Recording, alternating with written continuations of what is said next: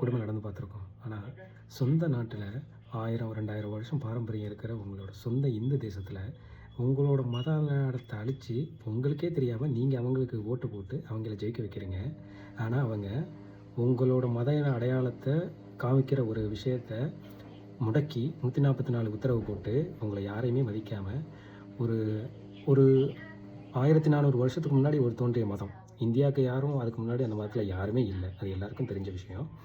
அவங்களுக்கு சப்போர்ட் பண்ணி அவங்களுக்கு பலத்த பாதுகாப்போடு எல்லாத்தையும் செலிப்ரேட் பண்ணுறதுக்கு அது எப்படி இந்த கோயிலோட விஷயத்த கொண்டாட விடாமல் செஞ்சுட்டு அவங்களோட விஷயத்தில் எல்லாத்துக்கும் சப்போர்ட் கொடுத்து செஞ்சாங்கன்னா ஒன்று உலகத்துக்கு காட்டுறா நீ சிறுபான்மையினர் தானே. கொஞ்சம் கொஞ்சமாக இப்படியே போனால் என்ன ஆகும்? கொஞ்சம் கொஞ்சமாக அவங்க அடையாளத்தை அழிப்பான், மதத்தை அழிப்பான். அதுக்கப்புறம் இந்த சொல்கிறீங்களே 2000 வருஷம் தமிழை 10,000 வருஷம் தமிழன்னு, அது எதுவுமே இல்லாமல் அழிஞ்சு போவீங்க. அதுதான் கொஞ்சம் கொஞ்சமாக காய் நகர்த்திட்டுருக்காங்க. இதில் என்ன வேடிக்கைன்னா அதை ஓப்பனாக பண்ணுறாங்க. அவங்க சைடில் உள்ள எல்லாருமே அதை சப்போர்ட் பண்ணுறாங்க. நீங்கள் எல்லோரும் இவங்களுக்கு தான் ஓட்டு போடணும் அப்படின்னு சொல்லிட்டு பிரிக்கிறாங்க. ஆனால் உங்களுக்கு சப்போர்ட் பண்ணால் அவங்க மதவாத சக்தின்னு நீ அவங்களோட சேராதீங்கன்னு சொல்லி உங்களை பிரித்து வச்சுருக்காங்க. அதுவும் இன்னும் தெரியாமல் அவங்களுக்கே ஓட்டு போட்டுக்கிட்டு அவங்க கொடுக்குற ஒரு நாள் காசுக்காண்டி அதை வாங்கி சாப்பிட்டுக்கிட்டு 360 நாளில் தலையில் கூட வச்சுக்கிட்டு விற்கிற ஆளுக்கு வரியான் 250 ரூபா வரியான் சென்னையில் அமல்படுத்த போகிறாங்க. இதெல்லாம் கேட்க வேடிக்கையாக இல்லை? சிந்திச்சு பாருங்கள். நீங்கள் இன்றைக்கி ஒரு நாள் சாப்பாடு சாப்பிட்றது முக்கியம் இல்லை, உங்களோட பிள்ளைங்க அவங்களுக்கு அடுத்த எல்லாருமே எந்த செலவும் இல்லாமல் கவர்மெண்ட்டே அவங்கள படிக்க வைக்கணும். அவங்க பிடிச்ச வேலைக்கு விரும்பின வேலைக்கு அவங்களே படித்து போகணும். அவங்களோட வெளியில் போகும்போது அவங்களுக்கு கவர்மெண்ட் அவங்களுக்கு பாதுகாப்பு உறுதி செய்யணும். எந்த ப்ராப்ளம் வந்தாலும் சப்போர்ட் உடனே ஒரு பேச்சுரிமையை தாண்டி அவங்களுக்கு எந்த ஒரு அசம்பாவிதம் நடக்கும்போதும் உங்கள் பிள்ளைங்களை கவனிச்சிக்க இந்த கவர்மெண்ட் இருக்குது அப்படிங்கிற ஒரு எண்ணம் அவங்களுக்கு வர்ற அளவுக்கு இருக்கு. அதை விட்டுட்டு நம்ம பிள்ளை எங்கே போனால் வெளியில் போனால் பத்திரமா வருமோ என்னமோ அப்படின்னு பயந்துக்கிட்டு எல்லா இன்ஸ்டியூஷனுக்கும் ஒரு எல்கேஜி யூகேஜி கூட 1 லட்சம் 2 லட்சம்னு அவன் பாட்டுக்கு ஒரு கல்வியை ஒரு மிகப்பெரிய வியாபார சந்தையாக மாற்றி அதே இன்ஸ்டியூஷன்லாம் இவங்கெல்லாம் வச்சு கொளுத்துக்கிட்டு இருக்காங்க. ஆனால் அதை யாருமே கண்டுக்க மாட்டேங்கிறீங்க. அதில் சேர்த்து அப்படி கஷ்டப்பட்டு அதை படிக்க வைக்கணுங்கிறத விட இது எல்லாத்தையும் கவர்மெண்ட்டே நடத்தணும். அதோட அதிகாரத்துக்கு தான் நீங்கள் ஓட்டு போடுறீங்க. அது ஏன் உங்களுக்கு யாருக்குமே புரிய மாட்டேங்குதுங்கிறது ஒரு மிகப்பெரிய கேள்வியாக இருக்குது. இன்றைக்கி ஒரு பிள்ளை ஒரு பெண் பிள்ளையை கடத்தணுன்னா அவனால் பண்ணிட முடியும். இன்றைக்கி இருக்கிற நிலமையில் பண்ணிட முடியும். அப்படி பண்ணுறாங்க, நடக்குது. அருவாளை வச்சுக்கிட்டு வீட்டுக்கு எதுக்கே அவங்க அம்மா மிரட்டி அந்த பிள்ளைய வண்டியில் ஏற வச்சு கொண்டுட்டு போகிறாங்க. அதே கட்சியை சேர்ந்தவங்க தான். இதெல்லாம் பார்க்கும்போது உங்களுக்கு தெரியலையா? இன்றைக்கி நடக்கலாம், நான் அந்த கட்சியில் இருக்கேன் அதனால் என் பிள்ளைக்கு நடக்காது, பெரிய பாதுகாப்பு நம்மளே அந்த கெத்தில் தானே அப்படின்னு இருந்துக்கலாம். உனக்கு நடக்காது. நாளைக்கு உங்களோட பிள்ளைக்கு அதே கட்சியில் சேர்ந்த ஒருத்தன் வச்சு வண்டியில் ஏற்றிட்டு போவான். என்ன வேணாலும் நடக்கும். யாருக்குமே பாதுகாப்பு இல்லை. ஏன் புரிய மாட்டேங்குது உங்களுக்கெல்லாம்? கோயிலுக்கெல்லாம் அந்த காலத்தில் நிம்மதி தேடுறதுக்கு தான் எல்லாத்தையும் கட்டி வச்சாங்க.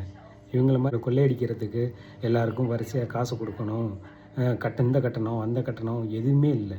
இன்றைக்கி போனால் பெரிய கஷ்டத்தோடு ஐயோ இதுக்கு இவ்வளோ செலவு பண்ணணுமே அதுக்கு செலவு பண்ணணுமே அப்படின்னு தான் தோண சொல்லுது. ஆனால் அது எதுவுமே அந்த காலத்தில் இல்லையே. எல்லாரும் அந்த காலத்தில் நல்லா தானே வச்சுருந்தாங்க. இந்த மதசார்பின்மை கட்சின்னு சொல்லிட்டு மிக வெளிப்படையாகவே மதத்தை சார்ந்து செயல்படுற ஒரு கட்சி. அந்த கட்சிக்கு ஓட்டு போடுறீங்க. ஆனால் உங்களுக்கே தெரியாமல் உங்கள் இந்து மதத்தை ஏற்றுக்கிட்டு அதே இதை கடைப்பிடிச்சி வாழ்ந்துக்கிட்டு அதை தப்பாக பேசுகிறவங்களுக்கு சப்போர்ட் பிடிச்சிக்கிட்டு கொடை பிடிச்சிக்கிட்டு நீங்கள் வாழ்ந்துக்கிட்டு இருக்கிறீங்க. அப்படிப்பட்டவங்களுக்கானது தான் இந்த பதிவு. இதே நிலைமையில் அந்த கவர்மெண்ட்டுக்கு சப்போர்ட் பண்ணிக்கிட்டு இருந்த குடும்பத்தில் ஒருத்தர் தான் இன்றைக்கி இறந்துருக்காரு. அவரே தன்னோட மரண வாக்குமூலத்தில் இந்த திருப்பரங்குன்ற விவகாரத்தில் அவர் சொல்லியிருக்காரு. அதை கேட்கும்போது எவ்வளோ உங்களுக்கே கொஞ்சம் யோசிக்க தோணும் இல்லையா? மனுஷன்னா 6 அறிவு கொடுத்துருக்குறான்னா இது எதுக்கு ஏன் எப்படின்னு யோசிக்கிறதுக்கு தான். 50 வருஷமாக ஒருத்தன் இந்த இந்தியாவில் இந்த தமிழ்நாட்டில் ஏற்றத்தாழ்வு இருக்குது அப்படின்னு சொல்லிட்டு ஒருத்தன் உருட்டிக்கிட்டு இருக்கான். அதையும் நம்பி இன்னமும் ஓட்டு போட்டுக்கிட்டு ஏமாந்துக்கிட்டு இருக்கீங்களே. அந்த திருப்பரங்குன்ற விஷயத்தில் அந்த அண்ணனுக்கு நடந்த அதே முடிவு தான் அந்த கட்சியில் இந்த மாதிரி ஓட்டு போடுற ஒவ்வொருத்தர் குடும்பத்துக்கும் இதே போல் தான் நடக்கும். உங்களோட ஓட்டு மட்டும்தான் தேவை. உங்களுக்கு என்ன நடக்குது, உங்களுக்கு எது நடக்குது எதையுமே தெரிஞ்சுக்க மாட்டாங்க. அந்த பிச்சை போடுற காசுக்காண்டி யாரும் அதுக்கு திரும்ப போகாதீங்க. நீங்கள் வேணால் இன்றைக்கி இந்த அற்ப போதை பதவிக்காகவோ ஒரு சின்ன காசு பணத்துக்காகவோ இல்லை அவங்க தர்ற ஒரு சில அன்பளிப்புக்காகவோ அந்த நீங்கள் போட்டு இன்றைக்கி அந்த வாழ்க்கையை வாழ்ந்துக்கிட்டு இருக்கலாம். அவங்க கோடி கோடி கோடி கோடியாக சேர்த்து பெரிய பெரிய ஆசியாவிலேயே மிகப்பெரிய பணக்காரங்க அவங்க. உங்களுக்கு தெரியுமா தெரியலையான்னு தெரில. எல்லாருக்கும் பினாமி வச்சு அங்கங்கே சேர்த்து எல்லா இடத்துலையும் வெளிநாடுலாம் செட்டில் ஆகிட்டான். அந்த அளவுக்கு போயிட்டுருக்காங்க. ஆனால் அது எல்லாமே ஆக்சுவலாக இன்றைக்கி இருக்கிறவங்கள அடித்தர மக்கள், நடுத்தர மக்கள், அவங்க எல்லாமே மேம்பட்ட வாழ்க்கையை வாழ்கிறதுக்கான அமௌண்ட் அது எல்லாத்தையும் அவன் ஒரு 1,00,000 பேருக்கு வர்ற காசை 10 பேர் சுருட்டி அவன் எடுத்துக்கிட்டு மிச்சத்தை பிச்சை போடுறான். அதையும் வாங்கிக்கிட்டு அந்த 10 பேர் போடுறாங்கல்ல, அந்த 10 பேருக்கு கீழே ஒரு 100 பேர் வச்சு அவங்களுக்கு காசு கொடுக்குறான். அவங்க தான் இந்த இதுக்கு தூக்கிக்கிட்டு உங்களோட மதத்தையே எதிர்த்துக்கிட்டு நீங்கள் வாழ்ந்துக்கிட்டு இருக்கீங்க. இந்த வாழ்க்கையில் நீங்கள் என்னத்தை கண்டுட்டீங்க? உங்கள் அப்பா அம்மா உங்கள் தாத்தா மூதாதையர்கள்லாம் நினச்சி பாருங்கள். 5000 வருஷம் 10,000 வருஷமாக இந்த உங்களுக்கு அவங்களோட ஒரு பந்தம் இருக்குது அப்படின்னா அது இருக்கிறது ஒரே அடையாளம் உங்களோட மதம் மட்டும்தான். அவங்களோட ரத்தம் உங்கள் உடம்புல ஓடுது, அவங்களோட பாரம்பரியம் எல்லாத்தையும் நீங்கள் கொண்டு வர்றீங்க, அதை கடைப்பிடிச்சு வாழ்கிறீங்கன்னா உங்கள் அடையாளம், மதம், மொழி இதெல்லாம் அழிச்சிட்டாலே உங்கள் அடையாளமே அழிஞ்சு போகுமே. நீங்கள் யாரோ, நீங்கள் இதுக்கு முன்னாடி யார் இருந்தாங்கன்னே உங்களுக்கு தெரியாது, உங்கள் பிள்ளைக்கு தெரியாது, யாருன்னே தெரியாது. இப்படி இன்றைக்கி பிழைக்கிற காசுக்காண்டி, இதை ஒரு வயிற்று பொழப்புக்காண்டி, ஒரு அதிகார போதைக்காண்டி, ஒரு சின்ன ரவுடித்தனத்தில் ஒரு 4 பேர் சப்போர்ட் வேணுங்கிறதுக்காண்டி எப்படி இதில் மாட்டிக்கிட்டு அப்படி சப்போர்ட் பண்ணிக்கிட்டு வெக்கமாக இல்லையா? உங்களோட இந்து மத சடங்கையே அசிங்கமாக பேசுகிறாங்க. அதை உங்களுக்கு பார்க்கும்போது உங்களுக்கு வெறுப்பாக இல்லை? மனைவி தாலி அறுக்கணும்னு பேசுகிறாங்க, திருமணம் கடந்த உறவுன்னு பேசுகிறாங்க. மற்ற ஜாதி வெறி இதோடு சேர்ந்துக்கிட்டு அசிங்கமாக என்னென்ன பேச முடியுமோ. பாரதியாரை மிக கொச்சையாக அவர் கஞ்சா அடித்தாராம். அவர் ஒளிஞ்சிருக்கும் போது இந்த வீரம் அச்சமில்லை பாட்டு பாடினாராம். இதெல்லாம் அந்த கட்சியில் இருக்கிறவங்க பாடுறாங்க. உங்களுக்கு இதெல்லாம் கேட்கும்போது வெக்கமா இல்லையா? அதுக்கு அந்த இதுக்கு ஓட்டு போட்டு ஜெயிக்க வச்சிங்களே, உங்களுக்கு வெக்கமா இல்லையா? ரொம்ப மனசு வேதனையாக இருக்குது. இப்படி ஒரு 5000 10,000 வருஷத்துக்கு முன்னாடி இவ்வளோ பாரம்பரியமிக்க ஒரு இதில் இருந்துட்டு உங்களை நீங்கள் மெஜாரிட்டி, ஆனால் மெஜாரிட்டி மாதிரியே இல்லை.